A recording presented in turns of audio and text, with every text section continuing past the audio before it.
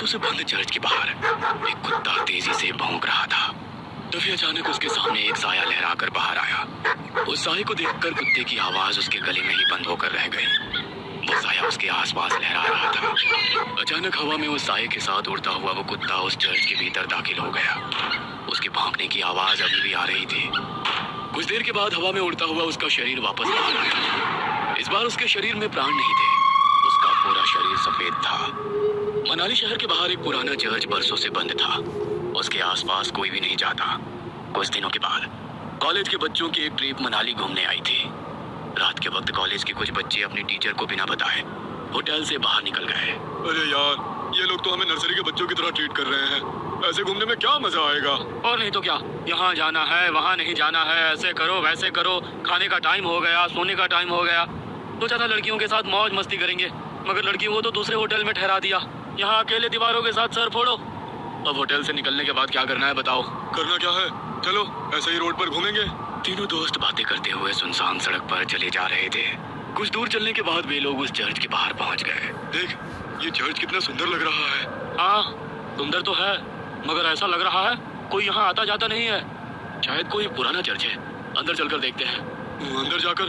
अरे नहीं, अभी रहने देते हैं, कल सुबह आएंगे। अरे कल सुबह? कल तो हमारे साथ प्रोफेसर वगैरह सब रहेंगे। वे लोग हमें खुद से दूर नहीं जाने देंगे। अभी चलते हैं ना, रात या दिन क्या फर्क पड़ता है। हाँ, वैसे भी हम लोगों के पास मोबाइल में टॉर्च तो है। बोरिंग सी ट्रिप में थोड़ा सा एडवेंचर हो जाएगा। मनदीप का मन नहीं था, मगर रोशन और जतिन के कहने पर वो उन लोगों के साथ उस चर्च के भीतर दाखिल हो गया। चर्च के अंदर जगह जगह जाले लगे हुए थे। जैसे ही मोबाइल की लाइट से उस चर्च के भीतर थोड़ी सी रोशनी हुई, चमगादड़ उड़ते हुए चर्च के बाहर निकल गए। लगता है ये बहुत टाइम से बंद है, तभी तो चमगादड़ ने यहाँ पर डेरा जमा लिया। यार, मुझे यहाँ की वाइब्स कुछ ठीक नहीं लग रही है, हम लोग चलते हैं। कहते हुए मनदीप पलटकर दरवाजे से बाहर निकलने वाला था, तभी उसके पैर किसी ने पकड़ लिया। वो जोर से चीखा। क्या हुआ? मेरा पैर किसी ने पकड़ लिया है। ये क्या कह रहे हो? कहते हुए उसने अपने मोबाइल का टॉर्च मनदीप के पैर की तरफ किया तो वहाँ पर रस्सी थी। उसे देख दोनों हंसने लगे। तेरा मन नहीं था ना आने का, इसलिए तू रस्सी से भी डर रहा है। कुछ नहीं, अंदर चलकर देख, यहाँ का आर्किटेक्ट कितना अच्छा है। कहते हुए वो उसका हाथ पकड़कर उसे अंदर ले गया। वे तीनों चर्च घूम ही रहे थे कि अचानक चर्च की लाइट जलने बुझने लगी। अरे, यहाँ पर लाइट कैसे आ गई? मुझे कुछ ठीक नहीं लग रहा, हम लोग यहाँ से चलते हैं। कहते हुए वो अपने दोनों दोस्तों के हाथ पकड़कर दरवाजे के पास गया। अचानक दरवाजा बंद हो गया। तीनों दरवाजा खोलने की कोशिश कर रहे थे, मगर दरवाजा नहीं खुल रहा था। अरे, ऐसे कैसे हो सकता है? अभी तो ये दरवाजा खुला था। किसने बंद किया? प्लीज हेल्प, हमें डराने की कोशिश मत करो। कोई और रास्ता होगा यहाँ से निकलने का, ढूंढकर वहाँ से निकल जाते हैं। कहते हुए जतिन जैसे ही पलटा, दहशत के कारण उसकी आंखें फटी की फटी रह गई। उसने देखा उसके सामने एक नन खड़ी हुई। वो अपनी बड़ी बड़ी लाल आंखों से उन लोगों को घूरने लगी। ये क्या बोला है? भागो यहाँ से। जैसे ही मनदीप ने उन लोगों को भागने को कहा, वो नन धुआं बनकर गायब हो गई। अब ये कहाँ गई? रोशन और मनदीप उसे इधर उधर ढूंढने लगे। तभी अचानक उन्होंने देखा कि जतिन जमीन पर रेंग रहा था।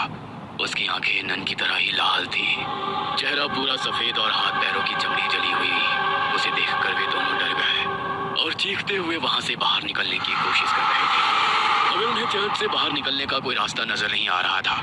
दोनों डरकर एक कोने में खड़े थे। जतिन तेजी से छिपकली की तरह रेंगता हुआ उनकी तरफ बढ़ा और उन लोगों को देख अपनी जीभ लपलपाता रहा। कभी जतिन का चेहरा नजर आता तो कभी उस नन का। हमने तुम्हारा क्या बिगाड़ा है? छोड़ दो हमारे दोस्त को, हमें यहाँ से जाने दो प्लीज, हमें यहाँ से जाने दो, हम कभी यहाँ नहीं आएंगे। कहते हुए मनदीप ने उस नन के आगे हाथ जोड़ लिए। नन उसे देख मुस्कुराने लगी। उस नन ने मनदीप का हाथ पकड़कर उसे अपनी ओर खींचने की कोशिश करी, मगर मनदीप के हाथ में गुरुद्वारे का पवित्र कड़ा था। उसे छूते ही नन को तेज झटका लगा और वो जमीन पर गिर गई और वो नन धुआं बनकर जतिन के शरीर से बाहर निकल गई। जतिन बेहोश जमीन पर पड़ा था। रोशन उसको होश में लाने की कोशिश करने लगा। जतिन, जल्दी उठ जा, हमें यहाँ से निकलना होगा। जतिन प्लीज उठ जा। तुम लोगों को क्या लगता है कि तुम लोग इससे बच सकते हो? नहीं, तुम लोग अब उसके शिकार हो। यहाँ से बचकर नहीं जा सकते हो। वैसे भी यहाँ कोई नहीं आता।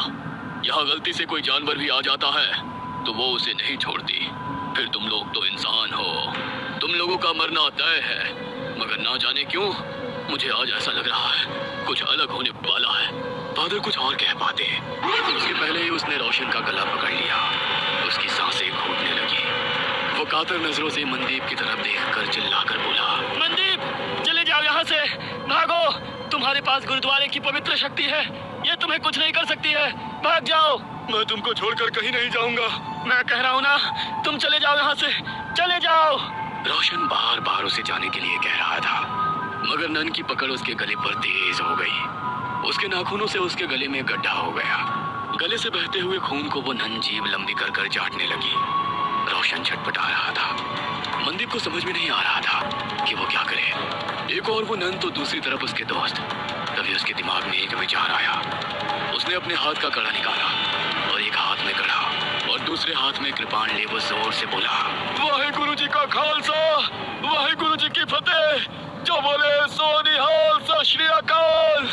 मनदीप ने वो कड़ा नन के हाथों में डाला और सीने में कृपाण डाली। वो नन छटपटाने लगी। उसने रोशन की गर्दन छोड़ दी। हवा में लहरा रहा रोशन जमीन पर गिर गया। उस नन के सीने से काला गाढ़ा सा अजीब पदार्थ बह रहा था। जतिन अभी तक बेहोश था। मनदीप को मदद चाहिए थी, मगर उसके पास मदद के लिए कोई नहीं था। उसकी नजर यीशु की मूर्ति पर पड़ी। हे यीशु, मुझे तेरी प्रार्थना नहीं आती है, मगर तेरे घर में शैतान तेरे बंदों पर कैसे हावी हो सकता है? हमारी मदद करो। कहते हुए उसकी आंखों में आंसू आ गए। तभी एक चमत्कार हुआ और बरसों से बंद वो चर्च अचानक से रोशन हो गया। फादर ने दो नन को बुलाया। नन ने घायल रोशन और जतिन का इलाज शुरू किया। फिर फादर ने जैसे ही उस घायल नन की ओर देखा, होली वाटर डाल उसकी मूर्ति की प्रेयर करने लगे। देखते ही देखते वो नन की आत्मा यीशु की मूर्ति में समाहित हो गई। आज तुम्हारे साहस और सूझबूझ से बरसों से भटकती उस नन की आत्मा को मुक्ति मिल गई। God bless you my child. तुम्हारे दोस्त अब ठीक हैं। कल सुबह तक उन लोगों को कुछ भी याद नहीं रहेगा। अब तुम लोग यहाँ से चले जाओ और आज की घटना का जिक्र किसी से भी मत करना। फादर के कहने पर मनदीप अपने दोस्तों के साथ होटल वापस आ गया। अगले दिन वे लोग जब मनाली घूमने के लिए निकले तो उसके दोस्त सब कुछ भूल चुके थे, मगर मनदीप उस खौफनाक रात को उम्र भर नहीं भूल सकता था। वो अपने साथियों के साथ उसी जगह से निकला तो मनदीप को कोई चर्च नजर नहीं आया। बस दूर खड़े वो फादर उसे देखकर मुस्कुरा रहे थे। उन्होंने उसके ऊपर होली वाटर डाला तो मनदीप भी कल रात की वो बातें भूल गया। मगर मनाली के लोग उन लोगों को कभी भूल नहीं सकते हैं, क्योंकि उनके कारण ही तो उन्हें इविल नन से छुटकारा मिला था।